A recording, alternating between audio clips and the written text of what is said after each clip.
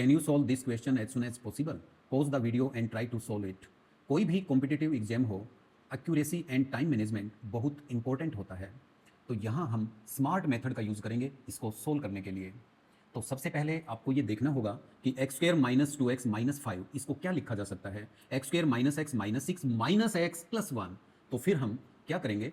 X square minus 2x minus 5 को लिखेंगे x square minus x minus 6 plus next जो expression है modulus में x माइनस 1 उसका नेगेटिव यानी कि माइनस एक्स प्लस 1। ठीक है, दिस इज इक्वल टू, अब ये जो modulus x square minus x minus 6 ये as it is plus mod of x minus 1 को हम लिख सकते हैं माइनस एक्स प्लस 1।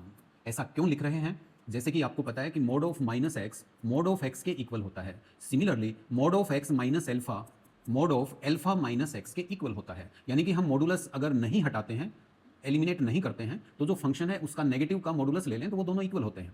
इसी प्रॉपर्टी का मैंने यूज किया कि मॉडुलस एक्स माइनस 1 की जगह पे मैंने ये लिखा x square minus x minus 6 as it is लिखा, और x square minus 2x minus 5 की जगह पे मैंने इन दोनों का सम लिखा। तो फिर क्या हो गया? ऊपर वाला एक्सप्रेशन और अब नीचे वाला एक्सप्रेशन यानी कि इक्वेशन दोनों इक्विवेलेंट हैं, और दोनों इक्विवेलेंट हैं तो ऊपर वाली इक्वेशन को सोल्व करना और नीचे वाली इक्वेशन को सोल्व करना दोनों एक ही बात है। तो अब हम क्या करेंगे इसके लिए? अब ये एक प्रॉपर्टी बेस्ड क्वेश्चन है, तो प्रॉपर्टी कौन सी है आपको ध्यान रखना होगा? Triangular inequality. तो ट्रायंगुलर इनइक्विलिटी में क्या होता है? Mod of x plus y less than equal होता है mod of x plus mod of y, लेकिन इक्विलिटी यहां पे होल्ड करती है। Equality holds if x into y greater than equal to 0।